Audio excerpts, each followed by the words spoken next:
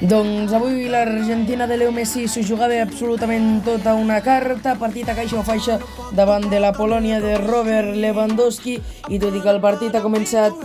de tot menys bé per Argentina amb un penal fallat per Leo Messi, una exhibició, tot sigui dit, del jugador del PSG a base de passades i assistències, ha fet que a l'inici de la segona part els argentins es desfessin amb facilitat dels polonesos, que seran els vuitens de final com a segona de grup i s'enfrontaran a una de les candidates, a França, la selecció polonesa disposada a donar la sorpresa. Gols de McAllister i Julián Álvarez, que avui era de titular en lloc de Lautaro Martínez, i ha aprofitat la seva oportunitat. Argentina, que es trobarà en els vuitens de final davant d'Austràlia, i en el cas de passar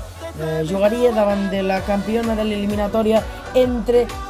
els Països Baixos i Estats Units, així que sembla que fins com a mínim les semifinals Argentina pot tenir un camí mínimament plàcid per, qui sap, sumar la tercera estrella de la seva història al final dels 90 minuts. Polònia 0, Argentina 2.